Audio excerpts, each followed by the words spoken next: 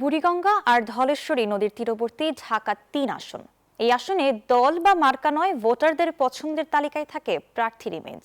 তবে সামাজিকভাবে প্রভাবশালী পরিবার ও শ্রমজীবী মানুষের ভোটও পাল্টে দিতে পারে রাজনৈতিক জনমত, বলছেন এখানকার মানুষ। এই আসনে ৯ জন প্রার্থী, তবে বিএনপি ও জামায়াতের প্রার্থীর মধ্যেই মূল প্রতিদ্বন্দ্বিতার আভাস মিলছে। কামাল হোসেনের ক্যামেরায় বাকিটা জানাচ্ছেন Rishad Hasan. Bashundhara public school and college ২০২৬ শিক্ষাবর্ষে ভর্তি চলছে। বুড়িগঙ্গা নদীর ওপারে যেন আরেক ঢাকা। ঢাকা জেলার দক্ষিণ কেরানীগঞ্জ থানার ৫ ইউনিয়ন নিয়ে গঠিত ঢাকা-৩ আসন। মূলত এ অঞ্চলে মধ্যবিত্ত ও শ্রমজীবী মানুষের বসবাস। সামাজিকভাবে প্রভাবশালী ব্যক্তি ও শ্রমজীবী মানুষের ভোট পাল্টে দিতে পারে এখানকার ভোটের সব হিসাব নিকাশ। যদিও বিগত নির্বাচনগুলোতে এখানে প্রাধান্য পেয়েছে প্রার্থীর ব্যক্তি ইমেজ। সুন্দর একটা দেশ চাই, যে প্রার্থী আসুক সুন্দর, দেশটা যেন এই চুদাবাজ যেন দেশে না থাকে। এতদিন বুঝছে যে কি হয়েছে, কি করতেছে, কি করে গেছে।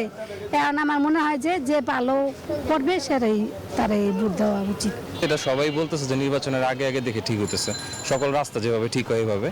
বাট এরকম প্রার্থী পছন্দ যার সবসময় এই ব্যাপারগুলোতে নজর থাকবে। আমাদের জনগণের জন্য যারা বিশেষ বেস্ট হবে তাদের জন্য তাদেরকে আমরা ভোট দিব। আমরা চাই সব দিকেই ভালো হবে, যে ভালো সেই জন্য আসে। তাই বিভিন্ন শ্রেণী পেশার মানুষের ভোট পেতে এই আসনে প্রার্থীদের দিতে হচ্ছে বাড়তি গুরুত্ব।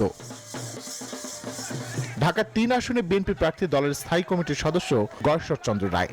একে তো বড় রাজনৈতিক দলের গুরুত্বপূর্ণ সদস্য, অন্যদিকে বহু বছরের রাজনৈতিক ক্যারিয়ার, দুয়ে মিলে ভোট যুদ্ধে অনেকটাই সুবিধাজনক অবস্থায় এই প্রার্থী। ঐতিহ্যবাহী পরিবার, ব্যক্তিত্ব আমি মোটামুটি আরো ৬০ বছর আগে থেকে শুনেছি। এই স্বতঃস্ফূর্ত জনগণের অংশগ্রহণের মধ্য দিয়েই তাদের ভিতরে যে একটা চাপা ক্ষোভ ছিল তা আজকে নিঃশ্বাস ফেলল। এবং ১২ তারিখে আমার বিশ্বাস তোমরা ইউনিয়নের মধ্যেই কেন্দ্র ভোটে ধানের শীষের পক্ষে প্রথম। তার প্রতিদ্বন্দ্বী জামায়াত ইসলামী মনোনীত শাহিনুর ইসলাম।